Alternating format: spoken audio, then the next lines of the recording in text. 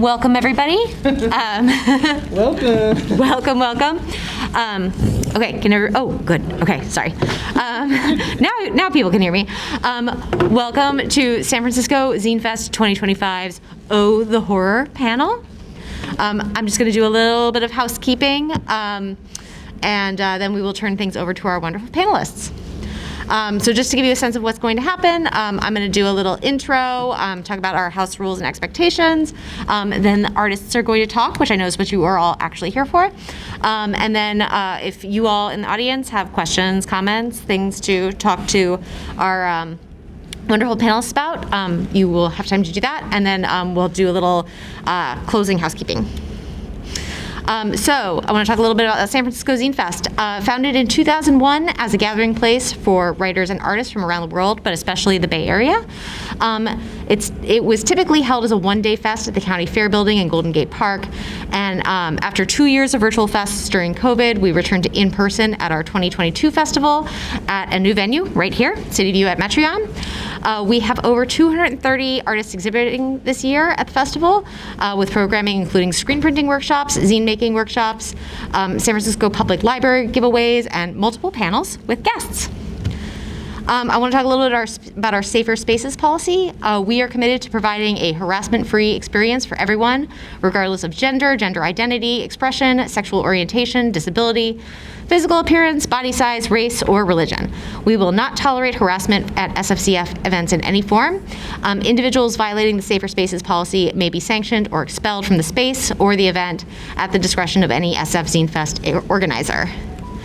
So we ask that you respect people's opinions, beliefs, differing states of being, and differing points of view. Always get explicit verbal consent before taking someone's photo or crossing other personal boundaries. Be responsible for your actions and aware that they may have an effect on others regardless of your original intent. A safe and respectful community is everyone's responsibility, and please wear a mask. All right, I'm going to turn things over Thank you so much, Avy Jetter. Welcome, everyone. Woo. Welcome to our amazing panelists. I'm just going to go through all of our bios and let them introduce themselves. Thank you all for being here. My name is Avy Jetter. I write and draw and self-publish a horror comic, Nothing Good Ever Happens at 4 a.m. It's a zombie story where zombies invade Oakland. I'm also an organizer. In the previous years, I organized San Francisco Zine Fest. This is my first year not organizing the fest. So it's been wonderful to meet everybody and chat folks up. I also organize Oakland Creates, which is a mini zine fest that happens in Oakland in December. Again, I write and create horror comics, but also do zines about social, political, racial tension, Black history, all those good things. I'm in a couple anthologies that you can check out online and as books as well. Go ahead and go to the next person and they can kind of talk about themselves. Here's a couple slides of my work if you want to come by the table and pick them up. And as they introduce themselves, I will go through their artwork as well, and then we'll jump into questions and have a nice discussion. So Tara? I'm up. That's my cat, Alice. So I grew up in San Francisco. My parents had a restaurant in San Francisco, and then they had one in Marin. Still live here, draw, watch horror movies, lots of reality TV. I tend to like more like folklore stuff, and the mediums are usually ink, watercolor, or I do a little digital too. Coloring's not my favorite. I'm more of like, I like to ink, unless it's watercolor. Watercolor I will always love. That's my most recent one, and it's called Possession.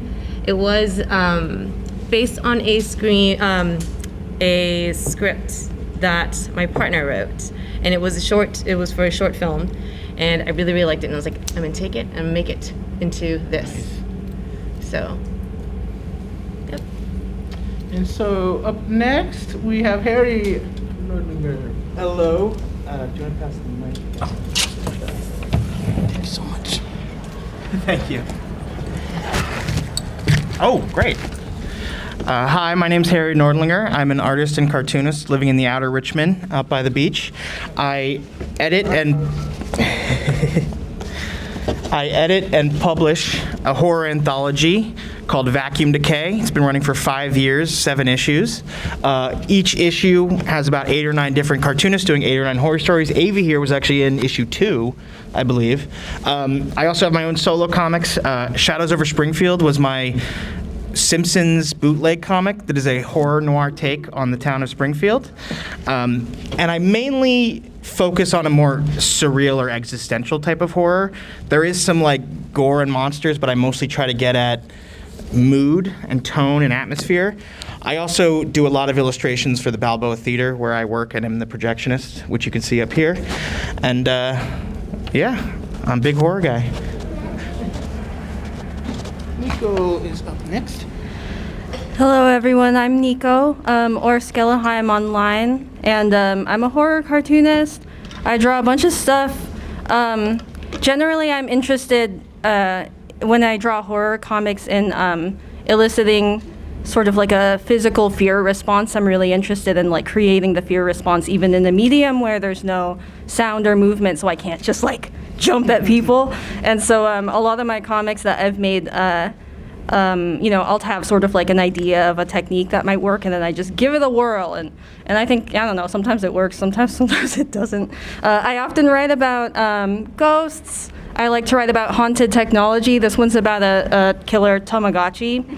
And also really interested in sort of like the border between life and death, you know, like what happens when something comes back. It's all messed up, basically, is usually it. And yeah, here's one color one I did. And nowadays I'm a very, very proud organizer and member of the East Bay BIPOC Cartoonists. We organize a quarterly comics reading on top of just being friends. And so we're gonna have one in October. It's our big Halloween show. This is the flyer I made for our previous one. Oh, but it hasn't even up yet. Yeah, wait, what? It's not more moving forward. This is a different comic I made. I think it froze. Oh, Freeze. Try again? Yeah, it's frozen.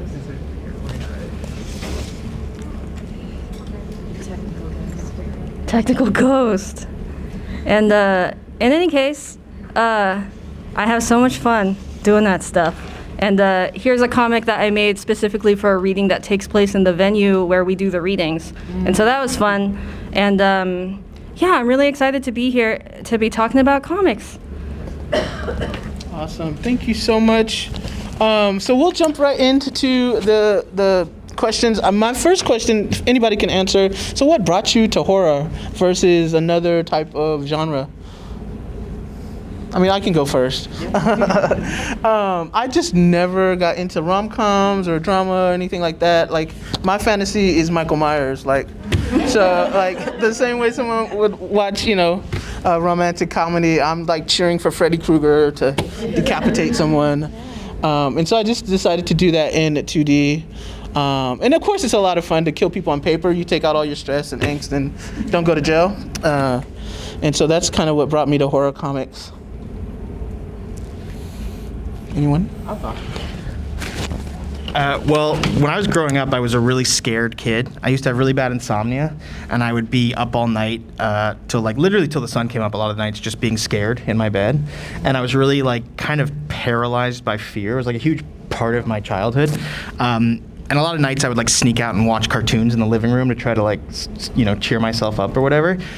But I was always fascinated by the things that I was scared of. So like when we'd go to Blockbuster or whatever, I'd look at all the horror movie covers and boxes, but then I'd be scared of them later and it would like ruin my night. And then around the age of like 12, 13, I like just watched horror movies and started reading like Stephen King and H.P. Lovecraft stories and stuff. And all of a sudden I was like, oh, like I actually really like this. And now it's like comforting to me. And I think it's part of the like whatever psychology that is of like overcoming something. And then around 2018, 2019, I was already making short horror stories, but I missed horror comics anthologies, things like Slow Death and Gore Shriek and even the old EC comics. And so I was like, I want to bring back horror anthologies. And so that's when I started Vacuum Decay and decided to get everybody I know who does horror comics together and try to put out a publication of them all.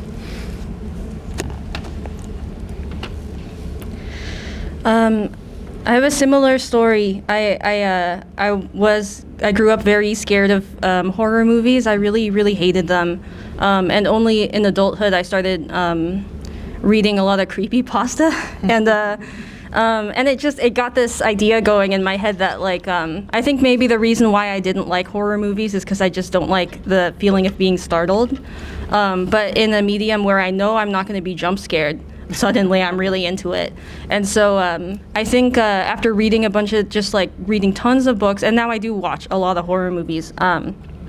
This is how I got into horror, and also just how I got my sort of like focus in horror is like how do you scare people? I do like being scared. I just don't want to be startled, and I do also what I really love about horror is it is subjective, like any other type of art that you can make, but there is a little piece of it that's not subjective. Did it scare you or not? It's interesting to me, and so yeah, I really like it. Okay, here you go. Thank you. So, I grew up with horror. My mom and dad watched it. So, at a young age, loved it. Poltergeist, Freddy Krueger, all of it. Puppet Master, nice. Throwback. But did I draw it when I was young? No, I drew carrots. Again, restaurant, carrots, mushrooms. I like the folklore of things, right? So my background is Thai, so there's a lot of Thai ghosties, but I don't really see a lot of them in the books. So then I kind of would like to make one, ideally, one day. I did start on a Manak one, not done, so need to fill that out a little bit, but soft spot for horror, all things horror. So movies, TV series, Aliens. Alien is really good, and books as well. So, yep. Nice. So speaking of, is it Manat? Uh-huh. So is there a cultural tie-in you guys feel like is connecting you to making horror? I mean, for me, every horror movie, the black person dies first. So I was like, I need to make something where black people live through the whole thing. And so I started my horror comic, and we do survive, yes. So I'm on issue number 7, and we're still there. And then the superstitions and the different cultural, ghosts and specific things that you were talking about too. Is there a tie-in? I know for a fact there's a lot of different African religion that you can tie in to horror. Can you talk a little bit about that? Sure. Whoops. Definitely one of the reasons why I started to write horror is I'm a big Stephen King fan. I've read a bunch of horror books, like a zillion of them, and I think he can write a really scary thing. But often I can't read more than 1 or 2 Stephen Kings in a row because I get so mad because he always writes weird ladies. He's just like a weirdo when it comes to ladies. And so there was a part of me that was like, I want to read something scary and I don't want to have to read a bunch of weird misogynist stuff in it. And so that's part of why I started to write it, and again why I keep saying this over and over, but I'm so obsessed with making something that's actually scary. I'm from the Philippines, and there's a lot of just different sorts of monsters and ghosts and stuff over there. I do want to write something about these creatures, but I have not yet, for my own self, figured out a way to do it. My mom, whenever I see her, she tells just the most messed up stories that are so scary. And each time I'm like, Mom, you gotta tell me these stories when I can write them down. And she's like, oh yeah, like this one. And then she starts telling me another one, and I'm like, Mom, stop, I don't have. And so anyway, I haven't, these stories are really important to me. And it's really important for me to present them in a way that I can give them their best light. And so I haven't done it yet, because I haven't. The name of a specific creature, or even a folklore? Yeah, I mean, there's a manananggal. It's a lady that gets just splits in half and flies around and sucks up so cool. fetuses and stuff. And there's a big hairy guy that hides in a tree, capre, and all kinds of stuff. Yeah, all kinds of weird stuff. I love that. Yeah. Is this stuck? Here, it's your turn. Have any of you guys ever seen the movie Mystics in Bali? There's one of those in it. I actually, and they do the thing where he sucks a fetus out of a pregnant woman. It's horrifying. Anyway, my stuff is more rooted in personal horror, I think. I didn't grow up with a specific cultural background other than, I guess, modern American culture, which is why like most of my horror came from Blockbuster as opposed to family stories. My dad did make me watch all the Universal monsters when I was a kid, Creature from the Black Lagoon and Wolfman and stuff, but that wasn't, even as a kid, that wasn't really scary to me. I more just thought it was cool and fun. Most of my modern story, my recent slew, I've done it like five stories in a row accidentally, are all about childhood. And they're about specifically not understanding things as a kid. And I think that's something that I've realized as an adult is really, really scary. I watched this movie called Skinamarink. I don't know if any of you have seen it. But anyone who knows me has heard me talk about this movie for a long, long time. But it made me remember what being a scared kid was like. And then all these memories of like staying up all night flooded back to me. So in issues 6 and 7 of Vacuum Decay, I did stories about childhood fear and childhood terror, and specifically the idea of like potentially normal things happening and kids not understanding them. And I think that's where a lot of my horror comes from today. Right. I mean, I think it's really cool to think about things like a monster under your bed that's really universal, or something being in your closet, right? So in Thailand, we also have one, but it's called Krasu. I do have 2 little zines out there as well for it. I'm working on a graphic novel of it. What I like about the folklore is it's very different from what we see here in the States, but it's also, blanking on words. You said it earlier. Yes, not macho. Very like such a thing, misogynistic. That is the key. So then it's kind of like towing that line of keeping the story, but still like not keeping the story. Right. Like towing that line of not being misogynistic, but still having that fear factor.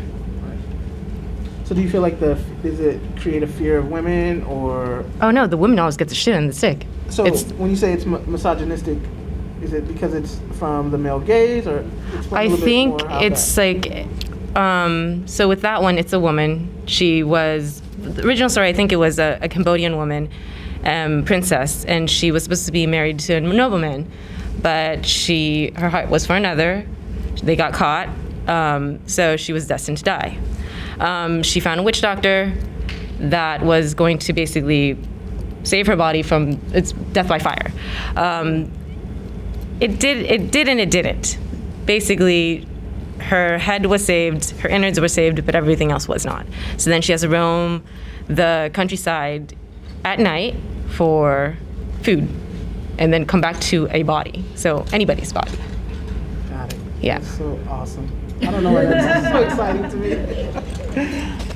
And also, can you talk a little bit about, since we're talking about different cultural aspects of comics and folk literature, do you think that politics plays a role in some of the comics that you make, or even horror in general?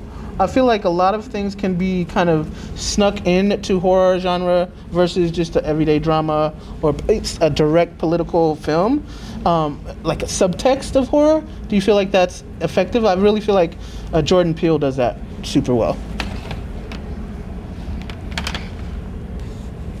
Anyone? Who wants to take this one? Politics in horror. Who wants to take it? Oh, I thought you were talking. You? I mean, I this is a cliche at this point, but I really do believe that everything's political, and it's all, even if we don't know it, we're putting politics into our work, and it's nice that we can interpret them in that way.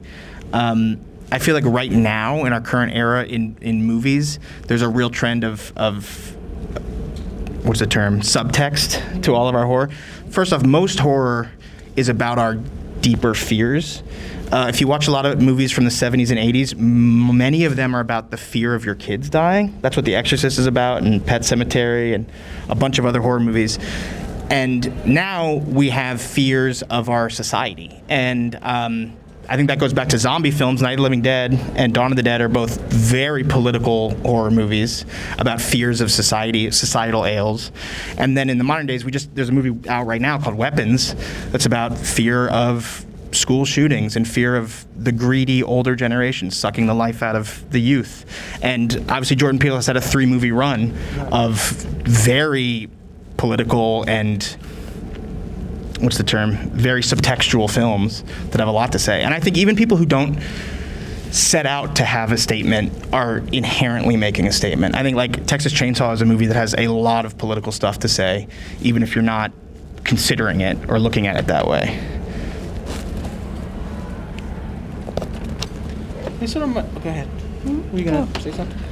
When I think about politics and art, especially these days, I think that more and more lately, the way that things are going, it's just really hard. It's just really hard to be an artist. It's hard to be an artist. It's hard to be alive. People are losing their jobs, or they have a job, but it just sucks so bad. And so I don't I don't know if this is exactly what your question was, but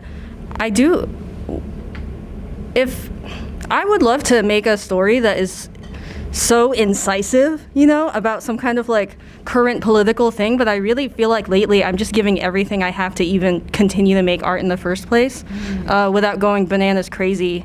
All my time and all my energy. On my table right now, I've got a couple zines. I typically only do horror, and I would like to do mostly only horror, but I do have a couple zines that are just about being broke as shit and trying to make art still. It's so hard. And so, I just I haven't made anything. I enjoy it, but I just don't even I think I just am using up all this time right now to really just talk about how hard it is. It's really freaking hard. That's what comes to mind when I think about politics and art. But I think that is part of politics. I think all art is political, and I think just to be able to tell your personal story, personal politics is politics. Especially in this time, I think just making something, even, just a small zine or even a more elaborate graphic novel, just that is resistance, in my opinion, because it brings you so much joy and it connects you to the zine making community and to artists at large. And so to me, that has a lot of political strength to even get up and make something. Creation is political, in my opinion. You could be doing so many other things. You could be deciding just to give in to the status quo and work a 9-to-5 and not think of things that are beautiful, things that are entertaining to you and others. So I think that is a strong political statement in itself. And that also ties into my next question. Do you feel like the best part of making zines and making comics, even horror comics, is interacting with the larger community? I think the huge payoff for me is not necessarily monetary, but it is the exchange that I have at table when I'm talking to folks and just, finding out about their life and they're finding out about mine. I also make a lot of zines about my health, my personal health, mental health, and physical health. And just having those wonderful discussions where people open up, I think is one of the greatest aspects of doing a zine fest. Can you talk a little bit about that and how that ties into your art making? So this is my second one here. I did a third one when we were COVID, so Zoom. Very, very shy, so this is a lot. But I love that whenever someone's coming in, taking a look, and we do have a strike up a conversation, it's always nice. It's a bonus if there's a takeaway, because then that's they have a part of me at their house, so it's sweet. There's lots of beautiful vendors, and so it's nice to meet different types of people. And creatively, the art is it's a solo thing that you do. You don't really have meetups, which I think I want to try to do more meetups. So it's nice to engage with other people who are creating art, as well as other people who are fellow art lovers.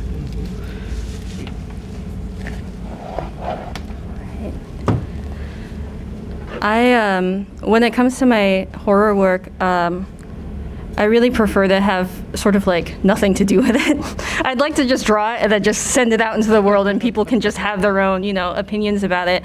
I'm a big fan of death of the author concept, the death of the author, where you send the where you kill the author, or no, you don't kill the author. You put your work out, and I don't get to stand over everybody who reads my comic and explain to them why I did everything I did, and they just have to read it, and their interpretation is just as important as mine. And so I'm also really shy. I really don't like to talk to people at all, and so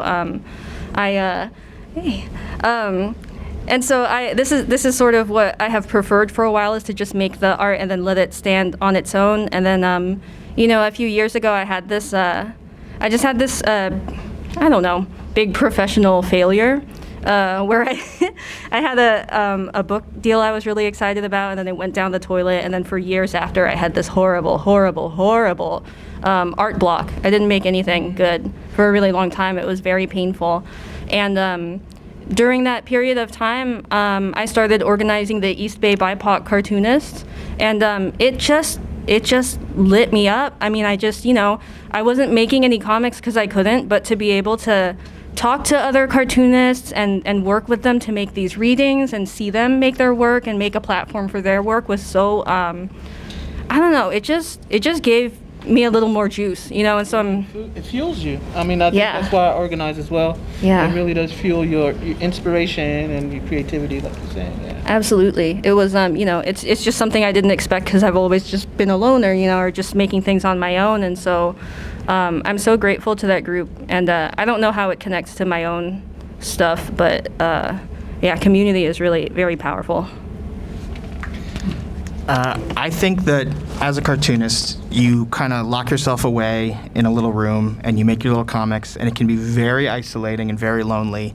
And then a few times a year, you go to SF Zine Fest, you go to Short Run Seattle, I go to LA twice for a show called Permanent Damage, and that's kind of the payoff. Those moments where you get to like sell a bunch of comics and meet a bunch of other cartoonists and talk to people, that's kind of what it's all for. That's like the debut, you spend years making a film and then there's the premiere. That's kind of, so comics are very isolating, but then there also is that big communal outburst moment. And some days I'm feeling really extroverted, and those shows are really easy for me and they're really exciting. And then other days I'm feeling nervous and anxious and I have a hard time talking to people. I'm actually frankly anxious today and having a hard time talking to people. So sometimes it can feel really, it's always gratifying to do a show, but sometimes it's like it can feel difficult as well. But even without, I do think also a lot of people do communal drawing. I have friends who will have a drawing night where they'll all get together in a bookstore and sit around a table and they'll all draw together. And that can be really fun and inspiring, but that's not where I do my best work. I feel very anxious having people around. I can't draw if someone's watching me. I try to go do like plein air drawings and I get really nervous and I can't do it. But I also think that art, even if you're not physically in a room with other people talking to them, art is a communication. And even people who are fully isolated, people who are like recluses or live in the middle of nowhere, who make art and comics, they are still talking to people through their work. And it's not necessarily a conversation. The audience maybe can't talk back, but that is still a communal experience. That is still a statement to another person to some degree. And there is still communication happening. So even if you don't mean it to be, you are still part of a larger group, a larger scene, a larger community. And do you feel like your personal life makes an appearance in your comics, in your work? Even if it's, like me, it's direct. Like if I don't like you, you're probably gonna end up dead in one of my comics. So, and don't tell anybody, they don't know until they read it. So do you feel like some of your personal life kind of bleeds into your comic books? I don't know about horror yet. Try it, it's a lot of fun. Maybe. But for sure, like my cat makes it to a lot of my stuff. Like there's the book dedicated just for her, and a couple zines as well. But I think that would be like, kind of like, Oh my God. Just draw them in. I mean, maybe change a little bit so that if they look, switch out with another letter. Right. Give him a stripper name.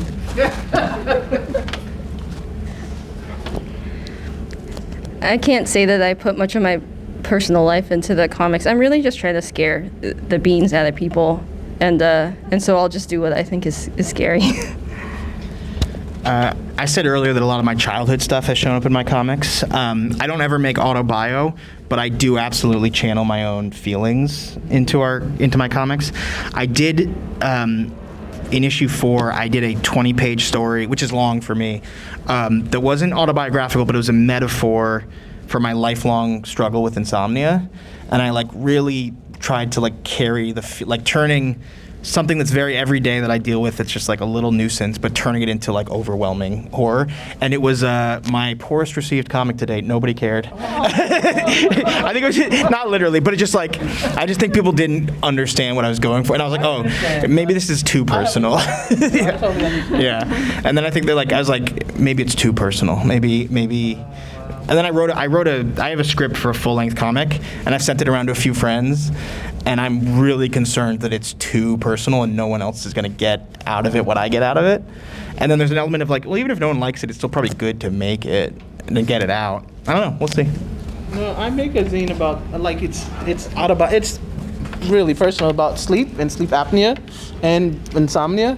And it's all pretty much nonfiction. It's literally stuff that happens. And so I think you just have to find the right audience for it. I mean, there's so many people who suffer with sleep apnea that insomnia as well. Mm-hmm. A good friend made a whole graphic novel about insomnia. Maureen Burdock made a wonderful book about it. Gosh, and of course you're gonna ask for that. But look up Maureen Burdock. It just came out, and it's awesome. So my next question too is, so when you decide how you're gonna create your comics, I'm all traditionalist, pencil, pen, ink. I'm just now teaching myself digital art. Is there a preference, or is there a reason why you choose to use pen and ink, or why to use digital media? Anybody?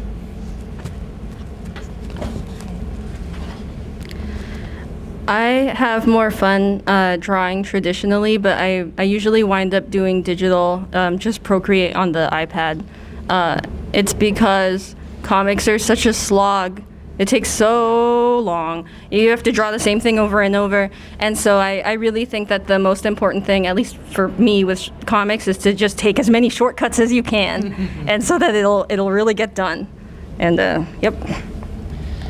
I'm traditional only. I think that I do all my comics in pen and ink, and all my lettering by hand. I do digital coloring for covers oftentimes, but I've tried to transition into painted covers, which I did for The Simpsons. I also had a rule for Vacuum Decay that everything has to be drawn traditionally. I actually just had a big debate on my friend's podcast with him about this, where I'm not disparaging anything. I just personally only want to read comics that were drawn by hand. And I want to be able to see how the lines were made. I want to see the whiteout. Wait, what did you say? The suffering? Yeah, no, literally though. I do. No, quite literally. I want to see the work you put into it. And I also want my own art to exist as a physical object. I want a page to be a page, as opposed to a digital file. And then I want to, by the time I finish a comic, I want to have a stack of pages. It just feels more like climbing a mountain that way. No, same. I do, like I said, 99% is all digital, and I'll color it digitally. But traditionally, I just like the feel. I like to touch the ink and paper and pen, and it is slower because you can't necessarily erase what you've done. And I've done whole pages, and this is trash, and had to throw them all out. So, it's much slower than digital, where you could just Control Z and get out of it. But I think the people feel it better, the texture, especially with the horror comic. They can feel the grit and the texture because I'm doing traditional media. I will say I don't recommend coloring traditionally, which I did for the first time, which dang near killed me. But I feel like it looks a lot better. Samesies. So I like to pencil and then ink. Ink is my favorite. If I need to color digitally, that's the way to go. I don't really like to do digital just because watercolor I like doing, but again, watercolor, you messed up, you either leave it in, oh, it's intentional. It's supposed to be there. Gives a little bit of flair. But yeah, so I'll do a little stuff that's digital just to like clean up stuff, but mostly it would just be pen, ink, and watercolor. Nice. I don't know how much time we have. Should we start with questions? So it's 20 up right now. Okay, so should we start with questions from? Yeah. So if you have questions, feel free to ask. Just stand up or raise your hand. Right here. Yep. So I'm trying to get into horror comics as well. And I think the biggest struggle I find is how do I make something look really, truly creepy? And I'd love to hear like your tips or like what are your go-tos to make that visceral? I think for me, the thing that I'm learning, and I'm new to comics, I just started in 2012. I think the first thing that I think about when I get creeped out is close-ups, either on expressions, on eyes, or even the objects they're holding, like in their hand. Do a lot of close-ups and also a lot of contrast with dark and light, so it creates a dramatic effect. And maybe playing around with angles, so you're seeing it from the bottom or you're seeing top down. I think those are some of my go-tos. Anybody? Oh, sorry. I think the important thing about making something scary for me is the context in which the scare is made. I think, especially, you know, with all this creepypasta that I used to read, I think there would be sometimes people who I think would try to be really scary by amping up the craziness of the monster that they're talking about, like, oh, scary smile and teeth, and he eats all these people and whatever. But, you know, when I think about what would really scare me in real life if it really happened, it's really not, you know, like a noise I didn't expect, or like a handprint appearing on the wall where I didn't expect it to. That would be very scary because I'm experiencing it in real life. And so when I present a panel that's very scary, I put most of my effort into creating a context for the panel so that when it happens, it's like, oh, messed up to read. And so I think that's really the more important than anything else, is just like setting it up so that when it lands, it's scary. Did you want to say something? I feel like we've mentioned a lot how comics aren't movies, and you can't do the same things that you can do in movies. So in movies, a bunch of the horror comes from sound, and it comes from music and, you know, the sound of a jump scare or whatever. And there are people in comics who kind of recreate that feeling really well. In Junji Ito, you'll turn a page and there'll be a horrible monster, and it works like a jump scare.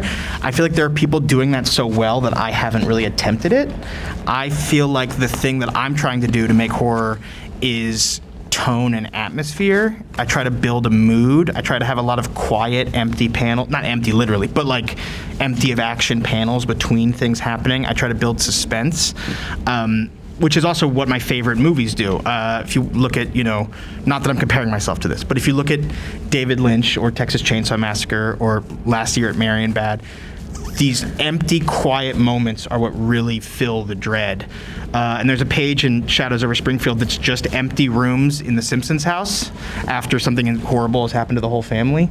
And I think that's the most effective page in the whole comic. And I think that kind of mood and tone is something I really strive to create in comics. And whether I'm successful or not is up to the audience, but that's what I'm going for. Also lighting. Lighting's really important. I think there's a person in the back in a white shirt. Oh, do you want to say something? I do real quick. I'm sorry, so No, sorry. you're fine. I'm similar to Avy, yes, with the up close. So you do a full up close. Playing with layout works too, but the tricky part is if there's words, you have to make sure that when someone's reading it, they're reading it the way it's supposed to be read. I also like to do things that are very like, not like body horror, but body horror. So, like visuals, packing the colors. Did that answer your question? All right. And the person in the back in the white t-shirt?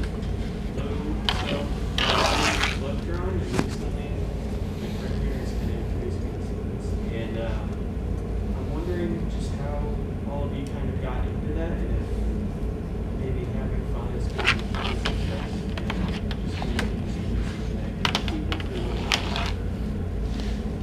I barely heard you. So the question was, how did we get into making it? How did you really get into making zines, I guess, or how did you find this community that you can speak to, about things you make? That's perfect. I started out because I wanted to do San Francisco Zine Fest and didn't have any zines or comics. I actually was looking for a community of artists, and I saw it advertised, and oh gosh, AOL Online, that's how old I am. And I didn't have anything, and my friend at work makes a webcomic, and I said, oh, she can do it, I can make a comic book. And I knew it needed to be physical comic. Zine, and I gave myself, it was like January, and procrastinated till about May, and kind of killed myself from May to September making my first comic. I just had one, and that's kind of how I got into it.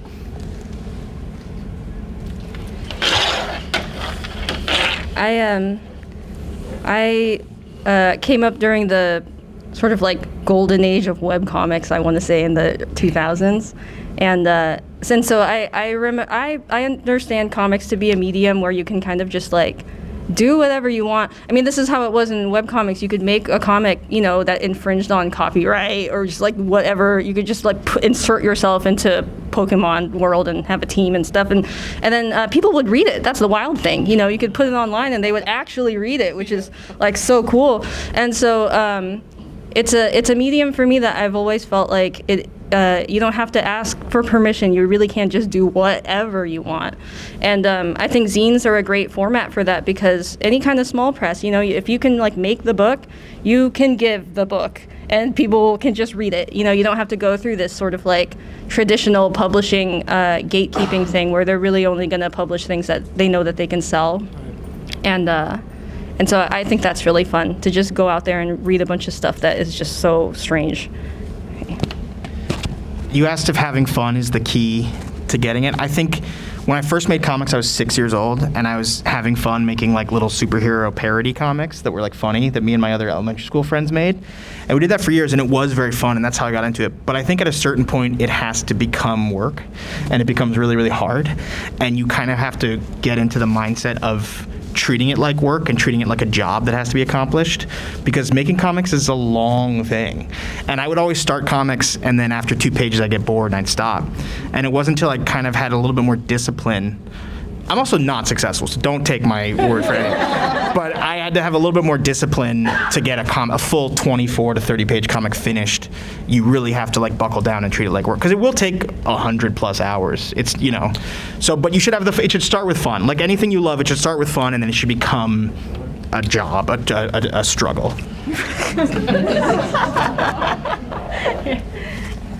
Yeah, you definitely have to have a passion for it, like. I started COVID. So during COVID, we had a lot of time to ourselves. Couldn't go anywhere. So I took back up the pen and ink. I like the zines because you can do whatever you want to them. And it is pretty cheap to get it printed and then give them out. Yeah. Sweet, short. I saw someone else over here in the black shirt. Hi. I had a question about tension building in horror. We've been talking a lot about how comics take a really long time to draw, and tension building is obviously really important for, getting your readers to that point where they're feeling scared by something that you're about to show them, but that also means drawing more pages and taking more time. So I was curious how you balance that in your own work, that need to take the time to build the tension, but also trying to not like kill your wrist, drawing all those extra pages to slow the pacing down to get you to that point. I think for what I'm doing is so visceral. I would say that Harry said the thing of just slow burn and have a few pages that are transitional, where there's not necessarily a lot of action happening, but there's a lot of subtext or there's a lot of explanation. And so I'll have like more arc of the character, and you'll be finding out their backstory a little bit. And so some of my comics are, I guess, third-person journaling. So you're finding out how they got to the place through their own words. And so you already have their background in your mind when the action happens. And so that kind of helps create tension, especially if I have a couple of different storylines going on at the same time. And so you're gonna be thinking about how are these people all gonna meet. And so that, I think, creates tension too, is give folks enough context for what you're doing, and sneak that background story in there. And that, I think, builds tension in the type of genre that I'm doing, the zombie or slasher or blood and guts type thing, is get them invested in the people.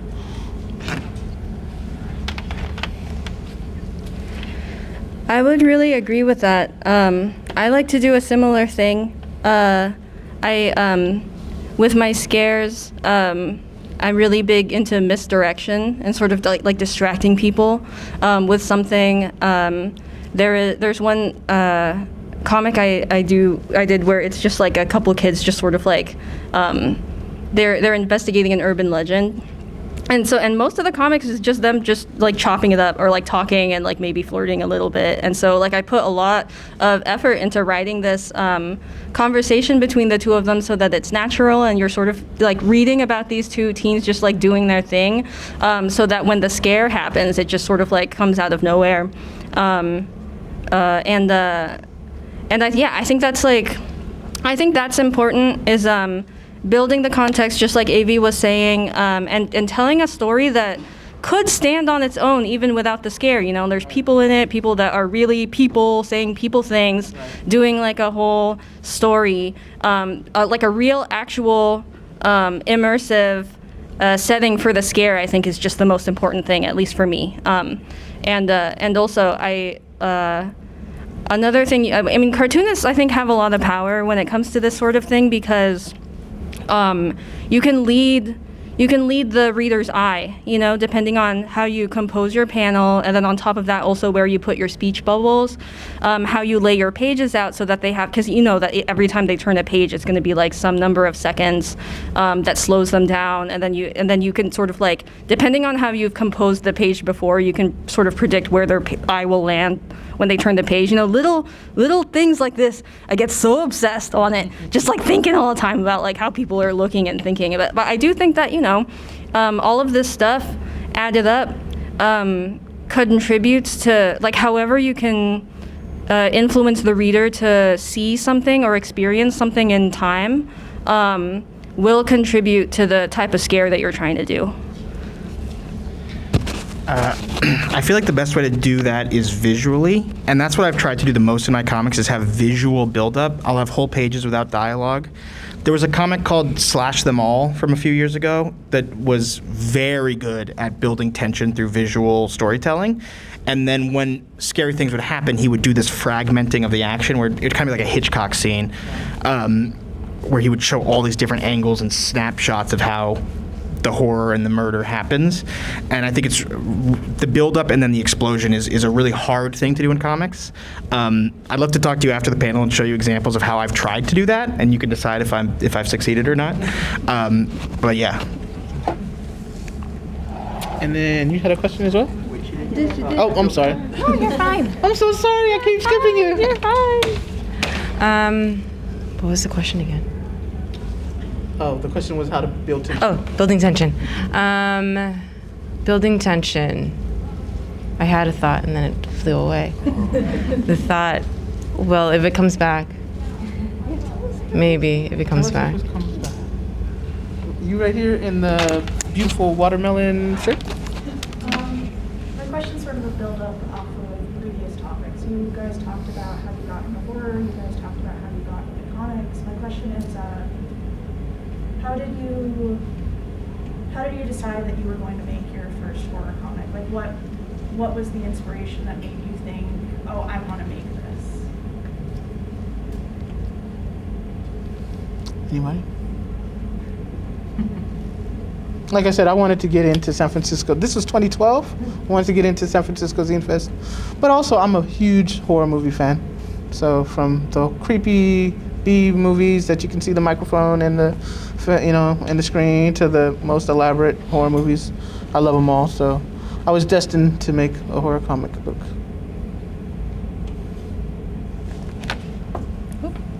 Sorry about that. I really struggle to make comics. I just think it's the hardest thing ever. And so when I made my first horror comic, it was about a scary dream that I had at some point. And I think I chose that one because I had told the story about the dream so many times, just to scare all my friends and stuff, that I had already sort of like tightened up the script, and I almost have it memorized. Maybe I could even like recite my own comic.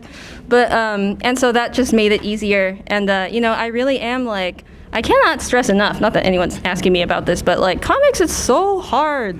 So hard. You have to draw 100, so many pages. And so just take the shortcut. Just do whatever's easiest, Like, don't be a hero about it. Create an anthology. This is the hardest thing ever, and we're all gonna die. Yeah, and then we'll never finish it because it's too hard.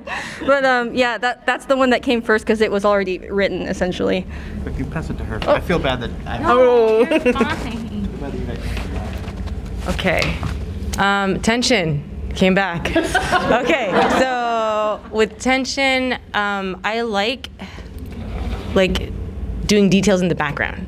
So you'll have to like read it again or look at it again and like, oh, what is it called in movies? No, it's like something gun. Yes. Yeah. So you'll have something in the background. If someone notices it, great. If someone doesn't, well, maybe they'll come back to it. And then the other one was horror. I did a quick like art piece on skins. So basically, a woman and her skin's like coming off, and then she's kind of reborn, right? Reborn. And then I decided to make that into a short, just because again, body horror, and love to so you like draw. Cronenberg's stuff? Huh? The director Cronenberg. You like his stuff? Nice. Yep. Oh my God, it grosses me out. Not for everyone. It grosses me out, but I love it so much. Especially skin stuff makes me wince. Oh, skin stuff. Oh, right. I always do little short stories, like 2 to 5 pages, and I used to submit them to all these anthologies. I would look up publishers that put out anthologies, and I did that for years. And then eventually I was like, what am I doing? I just need to make something. And I didn't really consider self-publishing as a viable thing because hadn't been to a lot of comic I hadn't been to Zine Fest yet. And so I was like, it wasn't until I kind of dug deeper into who was doing, because I'm always into old comics, like 70s through 90s, and then it wasn't until or even like 40s through 90s, and it wasn't until I kind of started looking at what modern contemporary comics were that I was like, oh, all these people self-published. Right. At least that's to the start. Maybe they got picked up later, but everybody self-published to begin with. I was like, oh, that's just what I need to do. And it was like kind of a hurdle to overcome mentally, and then eventually around 2018 or 19, I put out my first little solo collection of stories, and I self-published it. And then I started putting together an anthology because I realized there weren't any good horror anthologies out. And I've been self-publishing it ever since. So I think we are at time. Lauren, do you want to bring us home? All right. Thank you guys all so much for attending and listening. Yeah, thank you so much, all our panelists. So we are going to be having one more panel today. It's going to be the round table with our guest of honor, Tin Pham. It is going to be here at 3 o'clock. It is going to be with Tin Pham, Brianna Lowenson, Jason Shiga, and Jean Yang, and maybe special guests. It's very mysterious. And of course, right now, San Francisco Zine Fest is happening. It is happening until 5 p.m. right here at City View at Metreon. Check out screen printing on the balcony. You can get some free stuff also on the balcony from the San Francisco Public Library. And you can buy festival merch at the front table, but also check out all of these people's tables. And then there's going to be an after party tonight at Silver Sprocket Comics from 7 until 9:30. It's very low key. So share your Zine Fest stories, meet with fellow zine lovers, and yeah, come by, stop by, celebrate, support the store. And thank you so much to our ASL interpreters, April Shohan and Sarah Whittam, and thank you to Fox Nakai for filming. Thank you. San Francisco Zine Fest is a member of Intersection for the Arts. Intersection for the Arts is a bedrock Bay Area arts nonprofit that provides people working in arts and culture with fiscal sponsorship and resources to grow. If you want to learn more, you can check them out at theintersection.org. Thank you so much for being here. Appreciate you guys. Thank you, panelists.